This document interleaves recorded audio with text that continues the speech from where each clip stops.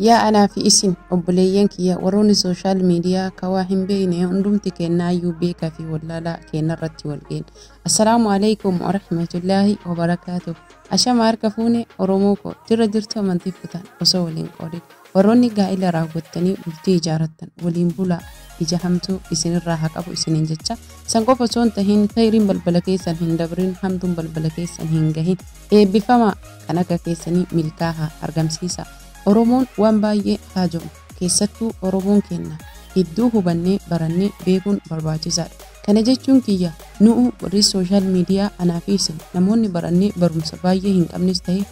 hubannoo hin qabne olumaa akeenya gugurdas ta'ee sheekolee xixiqqoo qeesii fi akkasuma gorsoolee fi jaarsolee biyyaa hayyuu fi beekaa wallaalaa barataa fi doktoroota hundarratti ni qabsoofna. Kana jechuun kiyya addaan baafannee haa hubannu. Mee jiru akkamii jiraataa jirra jennee ufaa gaafannu keessattuu nu warroonni asiif achi faffacaan jiruu biyya keenyaa irraanfannee dagannee namoota jiruu isaaniitiif ummataaf jiraatan taa'uu dhoorgine kan du'e bakka ciisutti qabrii ciisa dhoorgine reeffa isaa yoo feene rarraafnee asiif achi maxxansine san qofa osoo hin tahin suuraa isaa gaggargalchuun baay'ee irratti qabsoofne.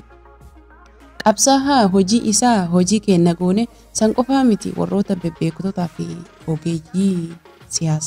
siyaasaa isaanii irraa fudhannee hin fakkeeffanne malee yoo fakkaannee osoo isaan fakkaannee irraa barannee karaa isaanii hordofnee waan gaggaarii dhaallee biyya keenyaafis tahee jireenya addunyaatiif milkaa'ina hawwine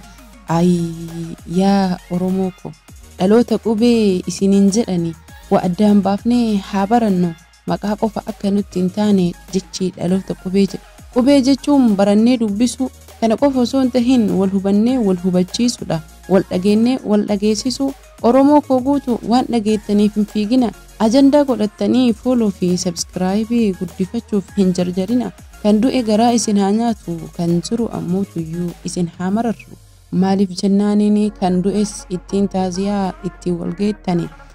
Walumaa galatti ajandaa godhattanii halkanii guyyaa irra bultanii irra ooltanii ammaa hojii hin qabdanii kana ka hojii godhattan kana qofa hojii hin godhatina yaa Oromoo kiyya wal fuudhuun dur jira aadaa Oromoo keessatti Oromoo qofa osoo hin tahin hundee banii Aadam hundarratti wal fuudhanii jidduu nama lamaanii jidduu gammachuun jiraachuun wal dhabanis addaan bahanii jiraachuun kana qofa osoo hin tahin walitti deddeebi'anis ilmaan hedduu walirraa argachuun gammachuun kun jabana nabiyana Aadam alayhi salaatu wassalaam isaanirraa kan nu gahedha. Har'a haaraya nu tahee nu warri waa hin baranne barnoota idilee barannee hin qabnu akkasuma kan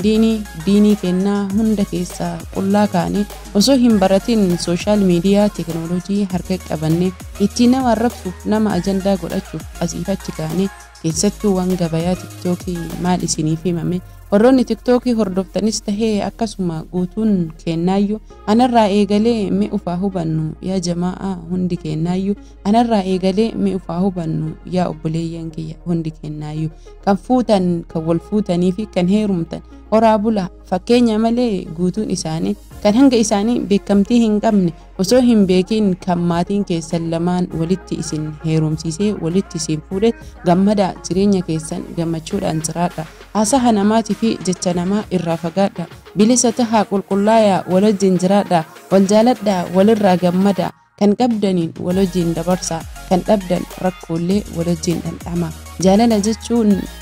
gammachuu qofa osoo hin tahin gammachuu fi gaddas wal wajjin dabarsudha. Hanganuma isiniin jedha hundi keessan warroonni chaanaala kiyyaa haaraa taatan sabskiraayib gochuun baga as geessan akkasuma immoo warri duraan maatii kiyya taatan laayik sheer gochuun waliin gahaa galatoomaa hundi keessan Oromoo ko isin jaalladha. Namoonni chaanaala Razaan Orootiif haaraa taatan sabskiraayib gochuun mallattoo bilbilaa ciqaasuun gama maatii kootti eda'ama horaa bulaa turtii gaarii.